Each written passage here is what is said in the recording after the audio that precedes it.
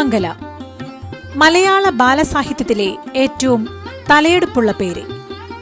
അല്ല, മലയാളത്തിൽ ബാലസാഹിത്യം എന്ന ജോൺറയുടെ തലതൊട്ടമ്മ.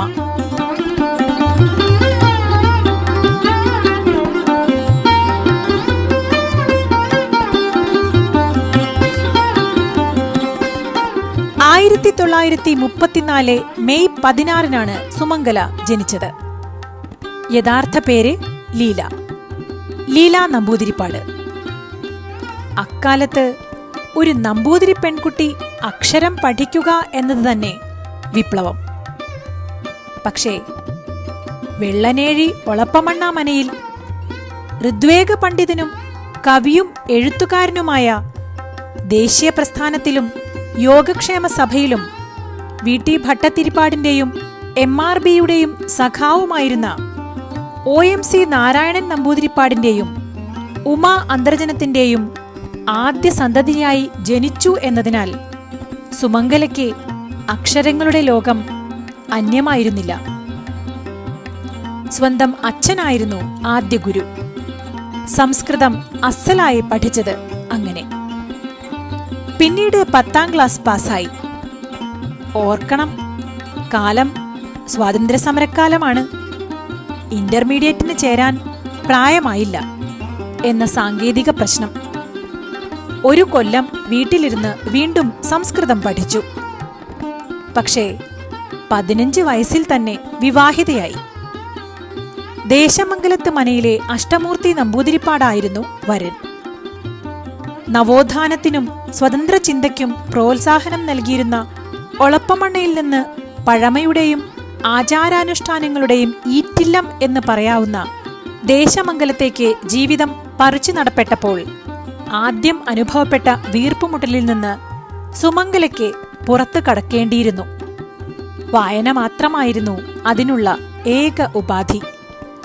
ആഴമേറിയ വായനയിലൂടെ അവർ അതിനെ മറികടന്നു. ദേശമംഗലത്തെ കന്യകകളും സ്ത്രീകളും സ്കൂൾ പഠനം നടത്തിയിരുന്നില്ല. അന്നതൊരു അസാധാരണ കാര്യവുമായിരുന്നില്ല. അവർക്ക് പുസ്തകങ്ങൾ വായിച്ചു കേൾപ്പിക്കുക എന്നത് സുമംഗലയ്ക്ക് ഒരു പുതിയ സാധനയായി. ഉറൂബും ബഷീറും തകഴിയുമൊക്കെ അങ്ങനെ ദേശമംഗലം മനയിൽ നിറഞ്ഞുനിന്നു. മൂത്ത മകളായ ഉഷയ്ക്ക് കുട്ടിക്കാലത്ത് കഥകൾ പറഞ്ഞു കൊടുക്കുന്നതോടെയാണ് സുമംഗല ഭാവനയുടെ ലോകത്തേക്ക് കടക്കുന്നത്. കുട്ടിക്ക് പറഞ്ഞുകൊടുക്കാൻ പുതിയ കഥകൾ സ്വയം നിർമ്മിച്ചു. 22ാം വയസ്സിൽ വെളിച്ചത്തിന്റെ നിഴൽപ്പാടിൽ എന്ന പേരിൽ മാതൃഭൂമി ആഴ്ചപ്പതിപ്പിൽ വന്ന ചെറുകഥയിലാണ് സുമംഗല എന്ന പേർ ആദ്യം അച്ചടിക്കുന്നത്. അതിനു മുൻപ് ലീലാ നമ്പൂതിരിപ്പാട് എന്നായിരുന്നു ചില ആനുകാലികങ്ങളിൽ അച്ചടിച്ചു വന്നത്. അക്കാലത്തെ യാഥാസ്ഥിതികത്വം അതൊരു അഭിമാന കാര്യമായല്ല കണ്ടത്. ആ സമയം സുഹൃത്തും മലബാർ ക്രിസ്ത്യൻ കോളേജ് അധ്യാപികയുമായിരുന്ന രാധാ പത്മനാഭനാണ് ദേശമംഗലത്തിന്റെ മംഗലയെടുത്ത് ചേർത്ത് സുമംഗലയാക്കിയത്. മകൾക്ക് വേണ്ടി ഭാവനയിൽ മെനഞ്ഞ കഥകളെല്ലാം ഒന്ന് ക്രോഡീകരിച്ച് ചേർത്തുവെച്ചപ്പോൾ 1964 NBS കുറിഞ്ഞിയും കൂട്ടുകാരും എന്ന പേരിൽ അവ പ്രസിദ്ധീകരിച്ചു. അതോടെയാണ് സുമംഗല എന്ന സാഹിത്യകാരിയെ മലയാളം അറിഞ്ഞു തുടങ്ങുന്നത്. കുട്ടികളുടെ മനഃശാസ്ത്രം അറിയുന്ന അക്ഷരക്കൂട്ടുകൾ അതിവേഗം തരംഗമായി. സുമംഗലയുടെ മിക്ക കൃതികളും 60കളിലെ കുട്ടികളെ മുതൽ ഇക്കാലത്തെ കുഞ്ഞുങ്ങളെയും ആകർഷിക്കുന്നു എന്നതിന്റെ തെളിവുകൾ കാണണമെങ്കിൽ ഇപ്പോൾ മിക്കവാറും എല്ലാ പട്ടണങ്ങളിലും നടക്കുന്ന പുസ്തക ചന്തകളിൽ പോയി നോക്കിയാൽ മതി.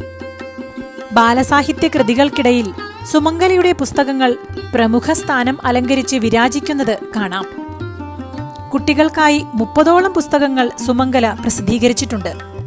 അതിൽ പഞ്ചതന്ത്രം, മിഠായി പൊതി, നെയ്പായസം എന്നീ കൃതികൾ 50ൽ കൂടുതൽ പതിപ്പുകളിലായി ഇന്നും കുട്ടികളുടെ മനസ്സ് കീഴടക്കിക്കൊണ്ട് കാലാതിവർത്തിയായി മുന്നോട്ടു പോകുന്നു.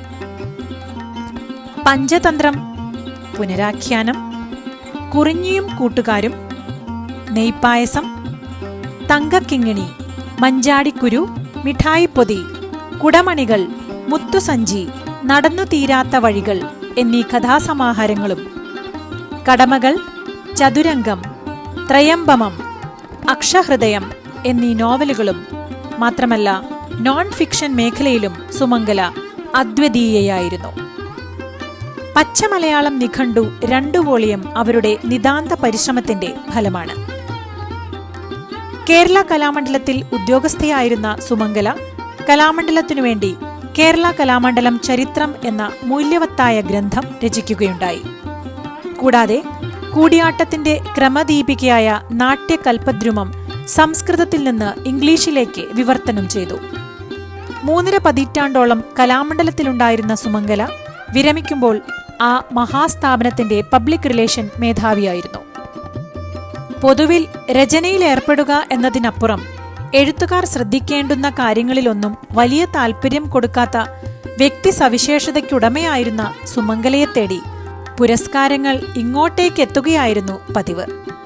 അവയിൽ പ്രധാനപ്പെട്ട ചിലത് ഇവയാണ്: കേരള സർക്കാരിന്റെ സാമൂഹ്യക്ഷേമ വകുപ്പ് അവാർഡ് നെയ്പായസം എന്ന സമാഹാരത്തിനും, കേരള സാഹിത്യ അക്കാദമിയുടെ ബാലസാഹിത്യത്തിനുള്ള ശ്രീ പത്മനാഭസ്വാമി അവാർഡ് മിഠായിപ്പൊതി എന്ന സമാഹാരത്തിനും, ബാലസാഹിത്യത്തിനുള്ള 2010 കേരള സാഹിത്യ അക്കാദമി പുരസ്കാരം നടന്നു തീരാത്ത വഴികൾ എന്ന പുസ്തകത്തിനും, കേന്ദ്ര സാഹിത്യ അക്കാദമിയുടെ 2013 ബാലസാഹിത്യ പുരസ്കാരം, ഗുരുവായൂർ ദേവസ്വം പൂന്താനം പുരസ്കാരം 2016, ശൂരനാട് കുഞ്ഞൻപിള്ള പുരസ്കാരം 2017 എന്നിവയും ലഭിച്ചു. മലയാളം ഉള്ളിടത്തോളം കാലം കുട്ടികളുടെ മനസ്സ് കീഴടക്കുമെന്ന് ഉറപ്പുള്ള ഒരു പിടി കഥകൾ ബാക്കിവെച്ച് ഈ കഥാകാരി 2021 ഏപ്രിൽ 27 87-ാം വയസ്സിൽ ഈ ലോകത്തോട് വിട പറഞ്ഞു.